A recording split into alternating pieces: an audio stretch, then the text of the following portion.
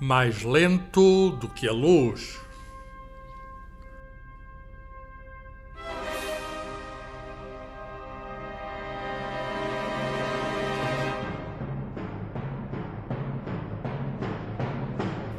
Uma conversa sobre ciência, o universo e tudo o resto, com David Marçal e Carlos Filhais.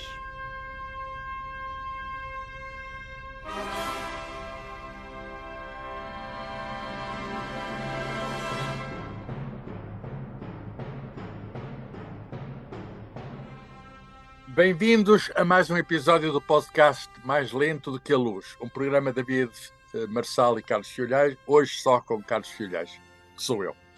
A nossa convidada de hoje é uma médica e investigadora portuguesa que trabalha em Paris, onde vive desde 2007.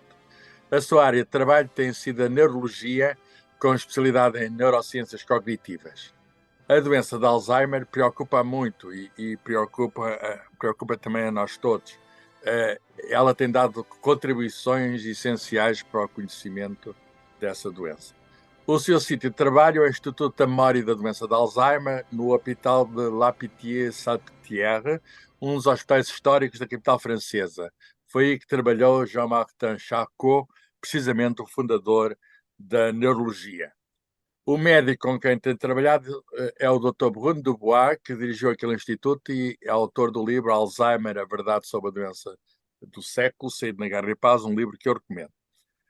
Mas a Cátia, para além da prática médica e da investigação, é uma grande apreciadora e praticante de arte. Faz poesia, faz fotografia. Ainda recentemente, uma revista científica da sua especialidade trazia na capa uma fotografia de uma árvore que ela própria tirou. Tirou a fotografia, não a árvore. As árvores não se tiram. Ela combina essas duas paixões no livro Poemas Fotográficos, saído na Guerra e Paz. Na poesia, é também autora do livro Retrato, na mesma editora, onde mostra o seu apreço por Sofia Pessoa, num livro com retratos desses poetas do grande mestre do Porto, António Bessa. Tem ainda o Poemário Ilustrado do Porto, os livros Chiado e o conto infantil O Avião que Tinha Medo das Alturas, em coautoria também na Chiado. Bom dia. Olá, Cátia.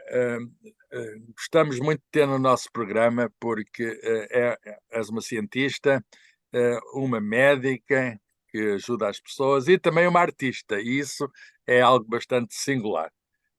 Bom dia, Carlos Filhais. Sou Carlos Filhais, David Marçal. Bom, tratemos-nos por tu, como é habitual. Muitíssimo obrigada por este convite. É muito entusiasmante estar aqui e poder falar e trocar impressões contigo, Carlos, porque, como sabes, eu sou uma grande admiradora do teu trabalho, não só como grande físico, enfim, não falarei sobre isso, porque sei pouco, mas sei da importância do teu trabalho nessa área tão fundamental das ciências e em particular da Universidade de Coimbra, mas também como um grandíssimo, enormíssimo divulgador da ciência em Portugal.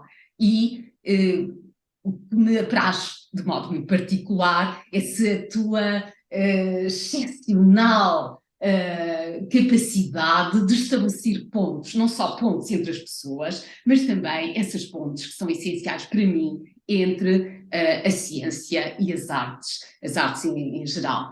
Por isso, para mim, é absolutamente... Obrigado, Cátia. É mesmo um privilégio e muitíssimo obrigada pelo convite.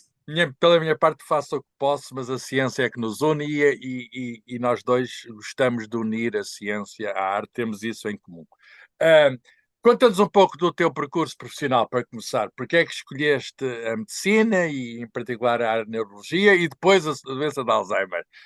Como é que descobriste esse mundo? Porquê é que até foste parar de Portugal a Paris? Ora bem, é um percurso muito entusiasmante, agora olhando para trás, porque desde miúda, enfim, foi sempre um sonho ser médica. O meu sonho foi ser médica e, portanto, realizá-lo foi uma conquista excepcional, foi a concretização desse sonho. Como sabes, estudei em Coimbra, os meus pais viviam em Coimbra até ao final da minha da minha formação universitária, e eu recordo-me, eu frequentava, na altura, enfim, chamava-se o ciclo preparatório Silva Gaio. Em Coimbra, uma escola que ainda lá está, não é?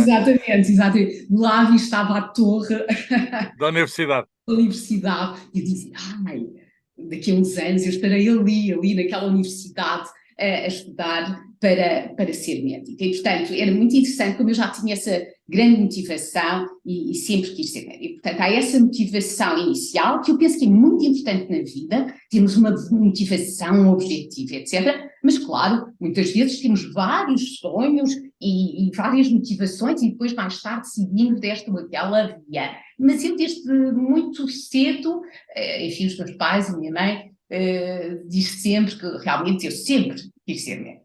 Portanto, esse foi o meu primeiro objetivo.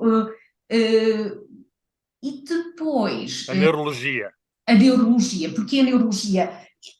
Enfim, a medicina para mim era essencial. Ser médica, estar ao serviço dos outros, a medicina com missão, ou seja, a medicina capaz de ir ao encontro do outro, de compreender o outro na sua verdade, nas suas contradições, na sua vulnerabilidade e de poder ajudá-lo. Enfim. Essa era a minha grande motivação, digamos, a motivação primária. Depois, a neurologia, porquê? Porque, de facto, a neurologia e a psiquiatria são áreas, eu falarei sobretudo da neuropsiquiatria, são áreas que sempre me interessaram bastante, sobretudo, enfim, quando digo sempre, sobretudo quando comecei a fazer os meus estudos de medicina na Faculdade de Medicina de Coimbra, porque exatamente... enfim, me interrogava muito sobre o ser humano e sobre o seu comportamento. Nós, seres humanos, somos absolutamente excepcionais para muitas coisas, mas também somos capazes do pior, não é? Enfim, todos os dias. Portanto, esta contradição, esta capacidade de sermos uma coisa e o seu contrário, esta natureza humana tão contrastante, interpelava-me. E, por outro lado, eu tinha a noção, já nessa altura, de que havia pessoas que padeciam de doenças em relação às quais elas eram particularmente anosognósticas. E eu explico o termo. A nosognosia é um dos assuntos enfim, a que mais me tenho dedicado, à nosognosia no meu estudo como neurocientista, e trata-se de quê exatamente? Trata-se de um termo de origem grega, a anosognosia, ou seja, que foi, enfim, introduzido por Joseph Badonsky, outro médico deste hospital, da Pitié-Salpêtrière, em Paris, um médico de origem polaca, que em 1914 verificou em doentes que tinham sofrido aquilo que chamamos um acidente vascular cerebral no hemisfério direito, cerebral direito, tinham uma lesão hemisférica cerebral direita, uma lesão de origem vascular, e tinha uma hemiparese esquerda. Ora, duas dessas doentes que ele descreveu, é a primeira descrição da anosognosia, com este termo, essas duas doentes não tinham consciência, não se apercebiam que tinham aquele déficit. Isso é absolutamente impressionante. Perdiam a memória também, não?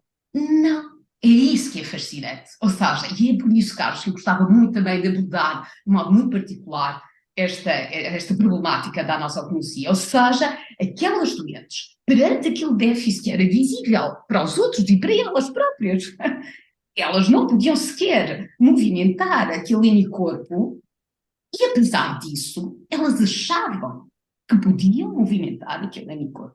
Elas não tinham consciência, capacidade de perceber de modo consciente a sua limitação. Isso é absolutamente intrigante e fascinante. Ora, essa síndrome, a anosognosia, ou seja, a anosognosia, a incapacidade o não conhecimento da doença é não só frequente nesses doentes com hemiparésias, mas, e sobretudo numa fase aguda após a AVC, mas sobretudo noutras doenças, e nomeadamente em doenças neurodegenerativas, como a doença de Alzheimer, mas também em doenças psiquiátricas. Sabemos bem como doentes esquizofrénicos e outros não têm noção, não têm consciência, muitas vezes na psiquiatria fala-se de insight. No fundo é isto, a nosognosia, não têm consciência dos déficits de que padecem, e isso tem um impacto muito importante na abordagem terapêutica destes doentes. E, portanto, nessa altura, já enquanto estudante de medicina, eu tinha uma noção clara de que estas síndromes, de que a nosognosia e de que esta incapacidade de reconhecer os déficits existia. Tudo isso me fascinava, mas enfim, não era só a nosognosia, era o comportamento em geral. Como o cérebro como mistério, não é? Era o cérebro e sobretudo as funções superiores. Portanto, estas funções que nos permitem ser nós próprios, que nos permitem decidir, que nos permitem criar uma identidade, aquilo que chamamos de funções superiores. Enfim, a memória, as funções instrumentais, as funções executivas. Isso é absolutamente fascinante. Como é que, por exemplo, algumas pessoas, perante a mesma realidade, uns experienciam alegria, outros são capazes de sentir essa mesma alegria, etc. E, portanto, tudo isso me fascinava, mas a medicina em geral fascinava-me. De resto, durante a minha licenciatura em medicina, eu tive a oportunidade, eu fui uma das primeiras alunas a fazer Erasmus. Onde é que foi? Em Bruxelas. Super livre de Bruxelas. E ao contrário do que é agora muito frequente, 3 meses, 6 meses, eu fiz um ano inteiro, eu fiz o meu 5º ano de medicina. Em Bruxelas. Tive mestres excepcionais e eu também gostava muito e gosto muito da parte técnica. E eu fui convidada, por exemplo, para fazer uma especialidade de urologia. Há poucas mulheres nessa área. Há poucas mulheres, mas portanto, há uma série enfim, todas, para dizer, enfim. O cérebro ganhou. O cérebro ganhou. Interessava-me, se eu fosse... Ganhou uma médica e uma investigadora. Ou mesmo, enfim, médica de medicina geral e familiar, etc. Eu estaria sempre bem, porque a medicina é realmente a minha... Claro. Kátia, o teu doutoramento onde foi? Hein? Foi já aqui em Paris, na Sorbonne. Ou seja, o que é que aconteceu? Eu acabei, portanto, concluí a licenciatura em medicina. Carlos, devo dizer-te, o último dia, quando o meu último exame, eu senti uma alegria, daquelas alegrias profundas, tão comoventes. A Universidade da Marie Curie, não é? Não, eu digo em Coimbra, quando concluí. Em Coimbra. Eu queria tanto ser médica. Quando concluí, eu recordo-me de sair da Faculdade de Medicina, enfim, memórias fantásticas, e de ir ali a descer as escadas monumentais e de sentir uma alegria. Eu parece que voava. Únicas, sensações únicas. Mas depois, para dizer, eu escolhi ir para o Porto. Enfim, porque eu acho muito importante a abertura, o conhecimento de outros serviços, de outros lugares. Foste trabalhar para o Porto a seguir, foi? Fui trabalhar para o Porto e, portanto, fiz a minha especialidade com um enorme mestre. Mas que sorte eu tive! Eu tenho tido imensa sorte nos mestres com quem tenho trabalhado. Eu sou muito grata às pessoas com quem trabalho. Eu acho que é muito importante. Todos nós temos defeitos, mas também teremos qualidades. E eu sou alguém que visa mais as qualidades. Gosto muito de ver aquilo em que os outros são realmente bons e de juntar enfim, ânimos e projetos e forças. Mas, para dizer, fui para o Porto, fiz o meu internato geral, chamado na altura geral, 2 anos, agora já não é assim, e depois os 5 anos de especialidade no Hospital Geral de Santo António, que agora tem um nome um bocadinho diferente, centro hospitalar. Sim, mas todos sabemos, é um grande hospital, sim. É um grande hospital, com uma tradição na neurologia importante, mas, sobretudo, enfim, uma tradição às vezes é muito também a história das coisas. Há muito bons serviços em Portugal de neurologia, o Hospital de Santo António, continuo a chamá-lo assim, é de facto um deles, enfim, bom desse ponto de vista, mas enfim, há sempre algumas dificuldades de outros pontos de vista, mas foi um hospital muito interessante e o meu percurso lá foi muito bom, sobretudo por causa do Dr. Luís Monteiro. Eu gostava muito enfim, de dar apenas este apontamento sobre o Dr. Luís Monteiro, que infelizmente já faleceu. Eu fui a sua última interna. Eu tive a grande sorte de ter sido interna deste excepcional clínico. E vais para Paris a seguir, logo, foi? Exatamente, eu acabei o internato, portanto, de especialidade no Santo António, com tendo acompanhado e tendo sido acompanhada por este grande clínico, Dr. Luís Monteiro, que já, enfim, como disse, já faleceu, mas que merece aqui a minha homenagem. Deixei, portanto, o Santo António e vim para Paris, mas já durante o meu internato de especialidade, eu vim para Paris. Eu queria nomeadamente enfim, nós sabemos que a neurologia é muito vasta, não é? E dentro da neurologia eu queria especializar na neurologia comportamental e cognitiva. Ora, um dos grandes serviços nesta área era de facto o serviço do professor Bruno Dubois, na altura era o serviço de neuropsicologia, o Centro de Neuropsicologia da Linguagem, era assim que se chamava. De onde estás agora, quer dizer, é nesse hospital? Agora, exatamente, agora com outro nome, um instituto muito maior, etc. Mas, portanto, eu vim nos primórdios, não é? E comecei, e portanto, em 2005, eu trabalhei em 2005, 2006 em Paris, e eu estive a trabalhar aqui com o professor Bruno Dubois, portanto foi muito importante, e essa também era uma das grandes mais-valias do Hospital Geral de Santo António, do Serviço de Neurologia, era permitir, de facto, que os seus internos saíssem e fossem fazer estágios relativamente prolongados no estrangeiro, em serviços de grande reputação, mas sobretudo não só reputação teórica, mas de facto efetiva, de grande... Depois ficaste em Paris, acabaste por aí ficar depois. Portanto, aconteceu que vim para Paris, gostei imenso, conheci então o professor Dubois, foi muito interessante, e durante esse meu internato aqui em Paris, eu tive também a oportunidade já de fazer o que aqui se chama um diploma universitário, ou seja, segui já na Sorbonne uma formação em neuropsicologia, portanto já encaminhando-me já dentro da neurologia para uma neurologia comportamental e cognitiva. O professor Dubois sabia do meu interesse nesta área e, enfim, acordámos, entre aspas, não é? Que eu poderia vir, que as portas ficavam abertas para eu vir depois da especialidade, terminada a especialidade no Porto, se quisesse. E assim aconteceu, eu terminei a especialidade no Porto e vim. E vim depois fazer, na altura não havia um mestrado integrado, a medicina era muito mais longa e a formação nos internatos era muito mais longa, de facto, e eu fiz então depois aqui um mestrado em neurociências cognitivas, de resto um mestrado que eu hoje em dia coordeno boa. um mestrado de neurociências cognitivas e fiz esse mestrado, um ano apenas, porque já era neurologista e portanto entrei logo no segundo ano de mestrado e tive nota para entrar em doutoramento e portanto entrei de seguida e fiz aqui o meu doutoramento em neurociências cognitivas na Sorbonne. Não tinhas as escadas monumentais outra vez para ter aquela sensação no final do doutoramento? Não, isto foi fantástico, mas eu referi e no preâmbulo do resto que escrevi, na minha tese de doutoramento, refiro essa sensação extraordinária, esse dia fantástico que guardo na minha memória, e aqui falo da memória episódica, querido Carlos, e permite-me que já que introduza isto, a memória episódica é muito importante, e é esta memória que está realmente, enfim, perturbada no início da doença de Alzheimer.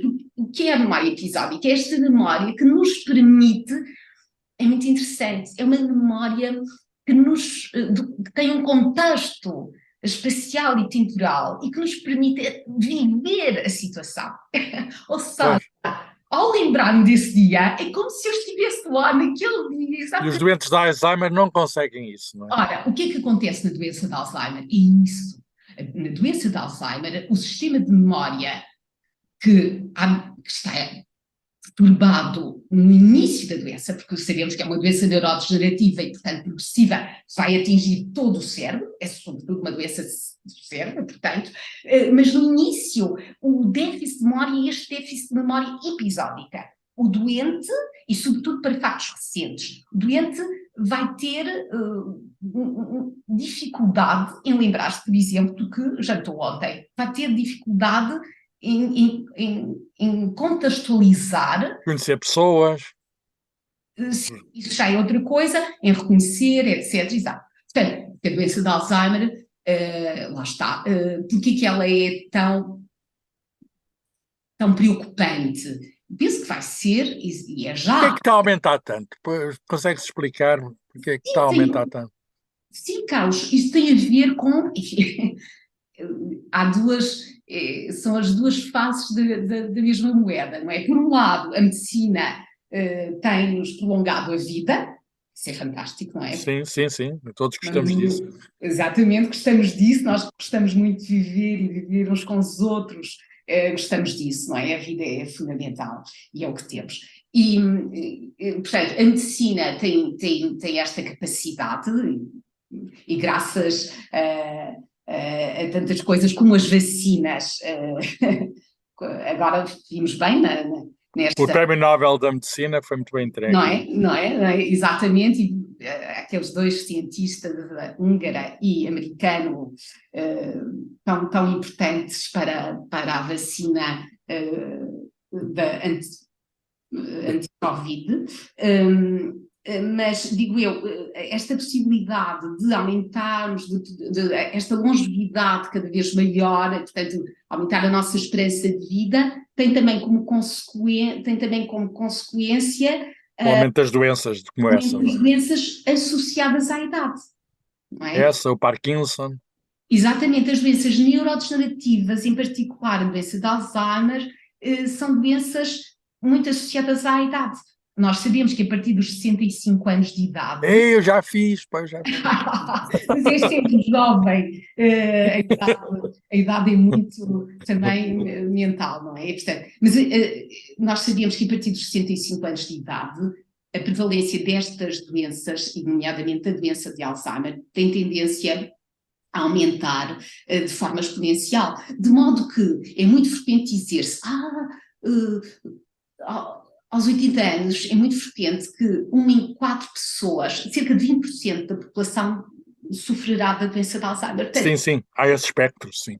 Como somos cada vez mais a viver até essa idade, haverá mais gente. Também seremos aqueles... Olha, mas deixa-me perguntar-te, e peço, se possível, respostas breves, mas perguntas difíceis, pelo menos para mim. Será que se pode detectar ainda mais cedo? Será que se pode atrasar? Será que finalmente pode ser curada? Ora, fantástico. Isso é muito importante. Essa pergunta que faço, será que se pode detectar mais cedo? É nisso que trabalhamos, Carlos. Isso é fundamental. Quando te falava da nosognosia, isso é muito relevante. Porquê? Geralmente, porque o diagnóstico da doença de Alzheimer nem sempre é fácil, embora haja um atingimento desta memória de que te falei e que nós sabemos muito bem caracterizar, e o resto aqui, nós no nosso centro, que é um dos maiores centros, o Instituto da Memória e da Doença de Alzheimer em Paris, é um dos melhores centros do mundo, enfim, não estou a dizer isso por mim, mas pela equipa, a excepcional equipa que o professor Bibois construiu e que agora é dirigida pelo professor Richard Lévy, mas tem uma experiência na neuropsicologia, na neurologia cognitivamente importante. E, portanto, nós identificamos muito bem esta síndrome amnésica hipocâmpica que caracteriza o início, as primeiras manifestações da doença de Alzheimer. Mas sabemos também agora, que há estudos nesse sentido, e eu própria também, nas minhas investigações, o tenho mostrado, sabemos que estes doentes com doença de Alzheimer, sofrem de início, são muito frequentemente anosognósicos para a doença, ou seja, eles não dão conta. Não se queixam, acham que aquelas dificuldades de memória que padecem são absolutamente normais. Ora, Cátia, tens um artigo sobre isso, tens um artigo que se intitula Porquê é que os doentes de Alzheimer não sabem que perderam a memória? Exato, esse artigo saiu agora muito recentemente na revista Cortex, que tu na introdução fizeste o favor de referir e que no mês presente traz na capa uma das minhas ilustrações. A árvore, A árvore ilustrada, não é? Como vês, é uma fotografia que eu tirei uma árvore, faz parte de um dos meus trípticos fotográficos, chama-se Brain Tree, e esse elemento do tríptico, que é o terceiro elemento, chama-se Wiring Together, tem a ver com os meus trabalhos em eletrofisiologia, e portanto tem a copa de uma árvore e depois eu sobre essa copa desenho um cérebro, não é? E a revista Cortex achou muito interessante essa ilustração e publicou-a. Entras como cientista e entras como artista na revista. Exatamente, eles ficaram muito contentes com isso e eu mais ainda, claro. Então vamos à questão. Porquê é que os doentes... Ora, este artigo é particularmente original, se me permites, e quero, sem falsas modéstias nem o contrário, mas para dizer que realmente eu tenho uma hipótese muito particular sobre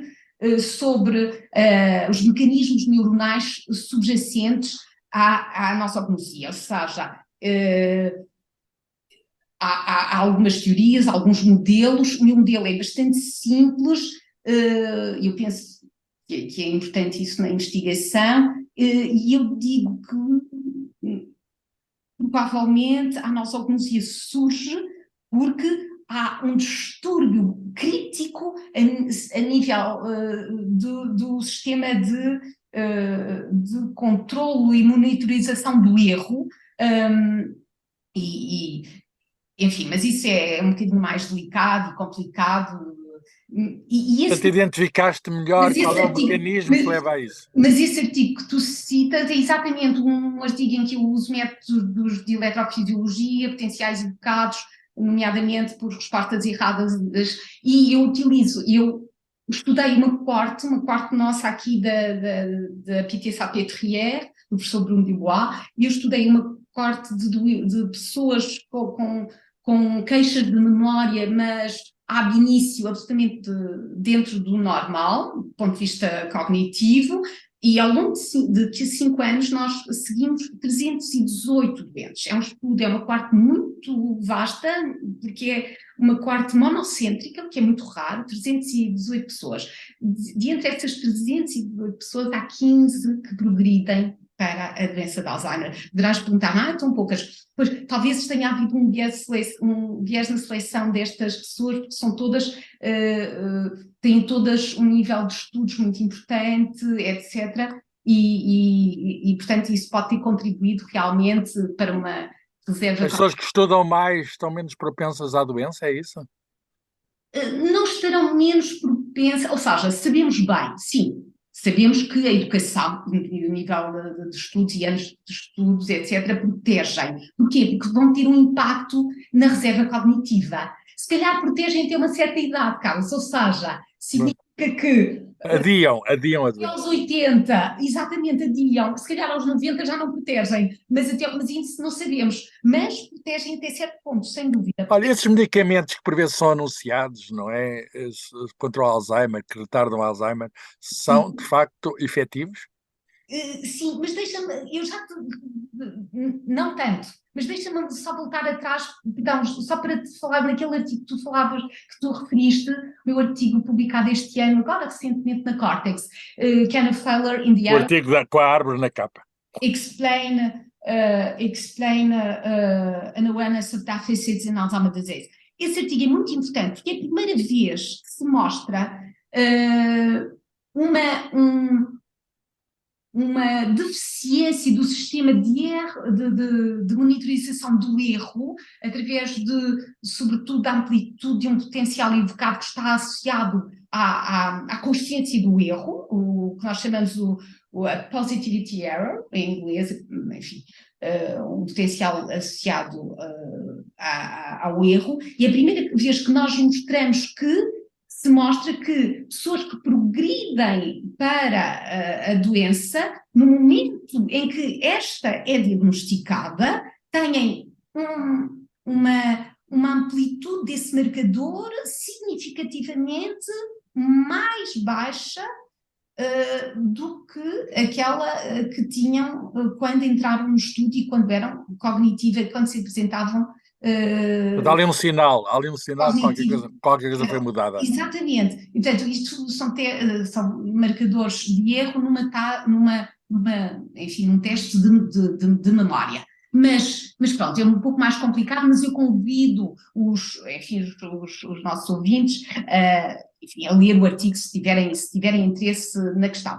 E estes doentes que se converteram, estas pessoas que progrediram para a doença de Alzheimer neste estudo, eram também aquelas pessoas que apresentavam menor consciência dos seus déficits. Ou seja, como é que nós sabemos isso? Nós utilizamos questionários testes específicos e, portanto, perguntamos aos doentes e aos seus acompanhantes para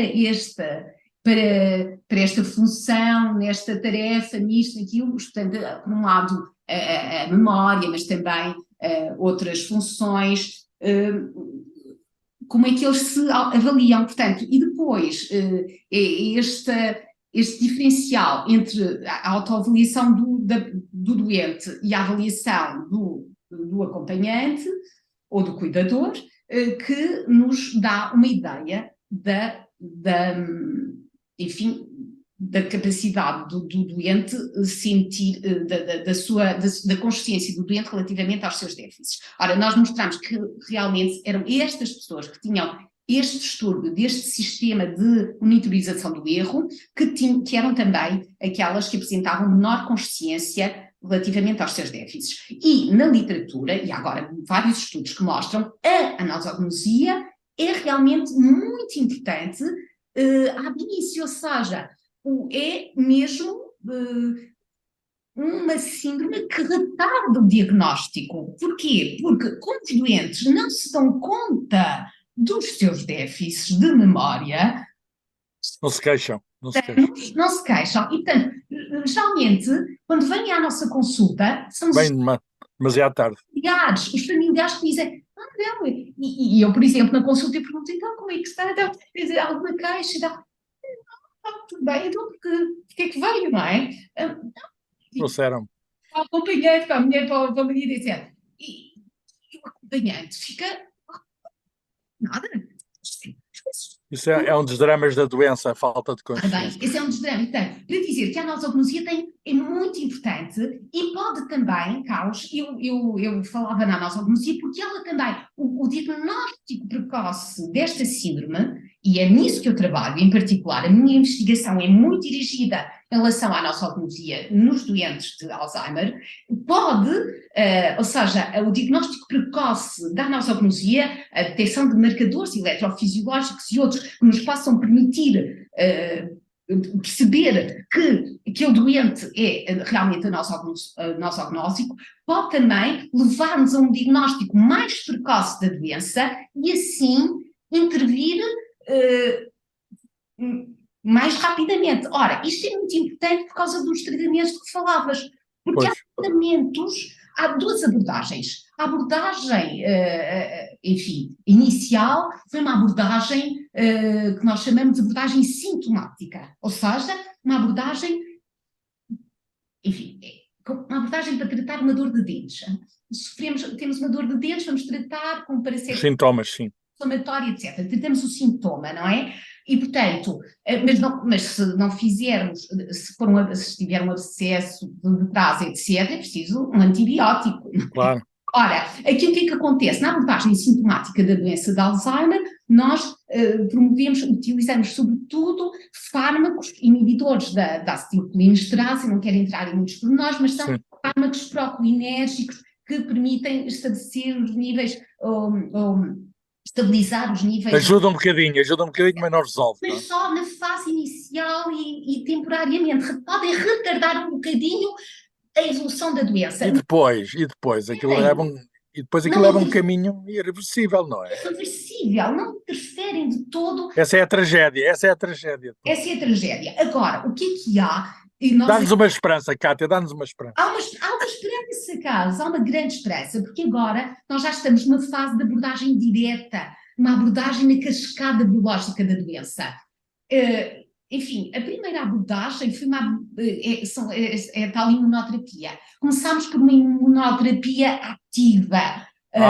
são tratamentos modernos, não é? Exato, mas de início esta imunoterapia ativa desencadeava uma reação inflamatória muito importante a nível cerebral e, portanto, os estudos, os ensaios clínicos foram muito decepcionantes, porque não só não tínhamos uma melhoria sintomática como desejávamos, como também não tínhamos um impacto sobre as lesões típicas da doença e, portanto, os depósitos de placas amiloides mantinham-se, que são típicos da doença de Alzheimer. Mas, entanto, melhorou, não é? Esse aspecto Agora, e havia muitos, portanto, efeitos secundários e essa abordagem foi posta de lado. A abordagem seguinte, que é agora a abordagem atual e que é muito promissora, é uma abordagem em termos de imunoterapia passiva, ou seja, através de anticorpos, nós somos capazes de, agora, não de anticorpos anti-amiloide, somos capazes de limpar de algum modo, permite uma expressão assim muito ligeira, claro, limpar estas placas de amiloide, mas sem provocar uma grande reação inflamatória e, portanto, sem os mesmos efeitos colaterais danosos. É fascinante as possibilidades que estão abertas e que pode ser que se concretizem mais. Portanto, já há, de resto, nos Estados Unidos, a FDA, a Food and Drug Administration, já aprovou alguns tratamentos de imunoterapia passiva e já é prática relativamente corrente. A Agência Europeia do Medicamento ainda não aprovou estes fármacos para uso corrente, nós aqui usamos, mas em ensaios clínicos, mas é possível que dentro de meses comecemos a usá-los. No entanto, há duas coisas que são muito importantes, é que estas abordagens não são de todo fáceis e têm também critérios, são muito restritivas, porque não dá para toda a gente, não é? Não dá para toda a gente, há muitas contraindicações, por exemplo, lesões vasculares, a presença de várias lesões vasculares cerebrais, poderá ser um fator de contraindicação, etc, certos fármacos, e depois, enfim, também há riscos, não é? Portanto, digamos claro. De facto, trabalhamos para isso. Há uma luz ao fundo do túnel. Há uma luz ao fundo do túnel. Pode ser que o túnel não seja assim tão distante quanto isso. Esperemos.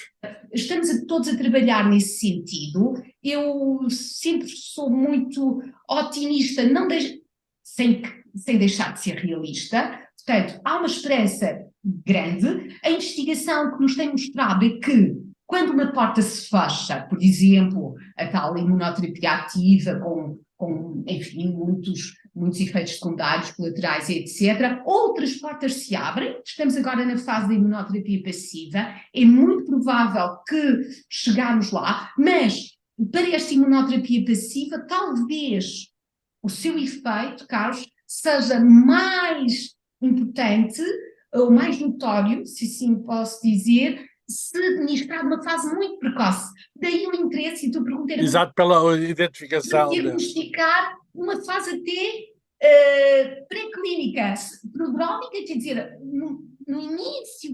Já lá está qualquer coisa, mas ainda não se nota muito. Pré-clínica. Claro que isso depois levanta também questões éticas.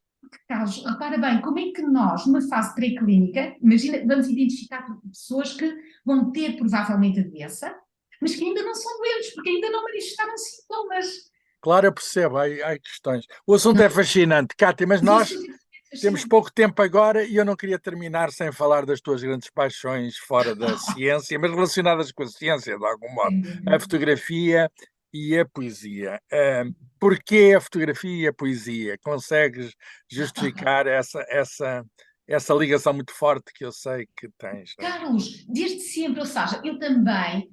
Nós somos muito a nossa circunstância, mas também para lá da nossa circunstância, é o tal destino e o antidestino que falava Malraux, e eu acho isso fabuloso, mas também somos muito a nossa circunstância. A minha circunstância fez com que eu, criança, ouvisse muito poesia dita pela minha mãe, dita pelo meu pai. E, portanto, eu fui criada muito num ambiente muito poético, isso é absolutamente excepcional.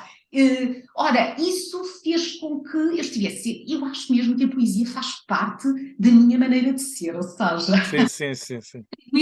a mim Eu leio, não. já conheço a poesia da Cátia e sei que é ela própria que está lá nos versos. Mas digamos que, e mesmo na minha prática médica, portanto, a vida com poesia acaba por ser muito mais agradável, não é? Claro. Nós, ao longo da vida, vamos percebendo isso, etc. Portanto, a poesia faz parte de mim, e como sabes, eu tenho alguns projetos, de resto citaste alguns livros, eu tenho agora um novo projeto que conheces Sim. pouco, e espero Que é muito interessante, esperemos que apareça e devemos divulgar. que o livro seja publicado. E depois, eu gosto, sabe, eu sou aberta às artes em geral, gosto das artes em geral, e a fotografia é também uma das minhas, enfim, uma das minhas, dos meus interesses, das minhas paixões, adoro olhar a pormenores, a poesia, a fotografia tem isso, o que me fascina talvez, e é nisso que ela é parecida com a poesia, direi, é o silêncio que ela permite, porque a fotografia permite fixar o momento. Congela-se aquele instante. Ela congela o instante e ela permite-nos demorarmos nele, não é? Permite que nos demoremos num instante. E esse tempo que nos falta muitas vezes na nossa vida tão apressada. E é esse tempo, o tempo da poesia, o tempo lento, não é? E a fotografia também tem isso, tem essa demora. De resto, a minha fotografia, o meu trabalho fotográfico é muito à base de trípticos. Se não me permites, caso eu gostava até de te convidar a ti, Sim. todo, Sim, diz. para uma exposição que eu vou ter agora no Porto. Boa, diz, que é novidade. É uma exposição na Casa dos Livros, que está associada à Faculdade de Letras da Universidade. Sai uma coisa nova. Uma coisa nova fascinante, que guarda o espólio de vários poetas, entre os quais Vasco Graça. De resto, ter o Eugênio de Andrade também, não é? Fabuloso Eugênio de Andrade, mas eu citava o Vasco Graça Moura porque é ele que dá nome, digamos, à Casa dos Livros. Porque sim. Está lá a biblioteca dele, sim. Que se chamava Casa dos Livros. E, portanto, ali, naquela Casa dos Livros, está o espólio de vários poetas, entre os quais Eugênio de Andrade também. Claro. E vais lá ter uma exposição, é isso? Vai lá estar uma exposição minha, a vernissage é no dia 8 de novembro, portanto já... Eu tenho de lá ir e convido toda a gente a ir. Carlos, eu quero da fotografias encontramos lá. De fotografia, e eu também tenho serigrafia e gravura. Isso não sabia. Olha, aqui está uma excelente maneira de acabarmos a nossa conversa, convidando toda a gente para ir à Casa dos Livros a partir do dia 7 de novembro. 8 de novembro. E vai estar até meados de dezembro. E aí podemos ver o lado artístico de uma cientista e podemos concluir, se é que não sabemos já, mas podemos corroborar que a arte e ciência não estão assim tão separados. A arte e ciência são duas dimensões humanas e estão ligadas no nosso cérebro, que é o objeto de estudo da Cátia Andrade, e estão ligadas dentro de cada um de nós. Às vezes parecem desligadas, mas são, no fundo, nas duas está a paixão da descoberta, está o nosso interesse pelo mundo e pela vida, não é, Cátia? Para terminar. Só para dizer, de facto, ambas, tanto a ciência, a investigação científica, como as artes em geral, necessitam de uma grande criatividade, não é? Claro. Portanto, já aí também há esse ponto em comum. Mas se me permites, só para finalizar, já agora dito o título desta exposição. Diz. Em Volta, que é um título de Herberto Helder, tem lá o seu espólio. São poemas em prosa, não é? O Passo Exatamente, o Espaço em Volta, e depois uma estética de silêncio. Da minha exposição. E os títulos são convidativos. Estão todos convidados. Estão todos convidados. Cátia, muito obrigado. Um grande abraço. grande abraço e obrigado. Vemo-nos no Porto, vemos no Porto em breve na exposição e de facto estou muito curioso